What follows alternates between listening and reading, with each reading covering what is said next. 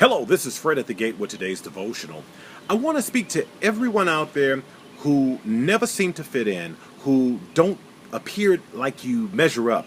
You know, you've always been marginalized, ostracized, misunderstood. You may have been taunted and bullied. No matter what you've tried, you've never been able to fit in with the rest of the crowd. And I'm here to tell you today that you don't have to. You need to understand, my brother, my sister, that you have been created by divine design. You're not an accident. You're not here just cause, but you were created by divine design.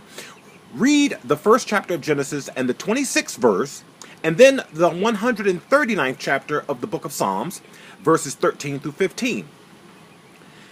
When you read Genesis 1 and 26, this is the sixth day of creation where God says, let us create mankind in our own image and in our likeness. So right there, you need to understand you are a reflection of God's glory. We were created in his image and his likeness. We are a reflection of God's glory. And along with that, we have been given responsibility. Notice what he says immediately after. It says, let us create mankind in our own image and our own likeness so that they may rule over the birds of the air and the fish of the sea and the creatures.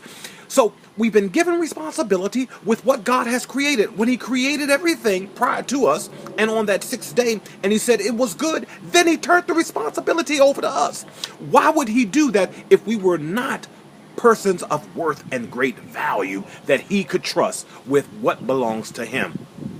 Now, when you jump over into the 139th Psalm, verses 13 to 15, it talks about how it says, you created me, my inmost being.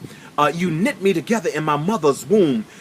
I am fearfully and wonderfully made. And it talks about how my frame was created in the hidden place. In other words, God painstakingly did all of this to create the authentic person that you are. So my brothers and sisters, realize your value. It's not about what position you hold. It's not about what possessions you have. It's not about what partners you know. Let me tell you something.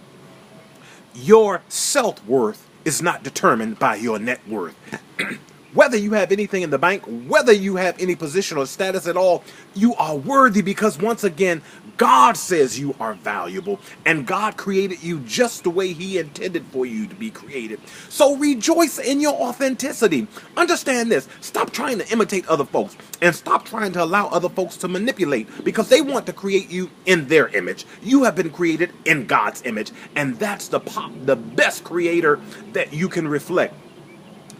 Embrace your authenticity, live with integrity and sincerity, and stop trying to go along to get along. Be who God created you to be by design. There's a poem by one of my favorite poets that I want to share with you. His name is Fred Downing. Oh, that happens to be me. The poem is titled, It's Okay to Be Me. And it simply says, I'm committed to live an authentic life, embracing truth and integrity. I refuse to conform to the world's expectations because I've learned it's okay to be me. Some manipulate in an effort to control, attempting to dictate who they want me to be. An original is worth more than a copy, so I know it's okay to be me. I'm creative, I'm unique, I possess great value. Often misunderstood when people cannot see that I'm a genuine masterpiece of the divine creator. I have God's approval. It's okay to be me. It's okay.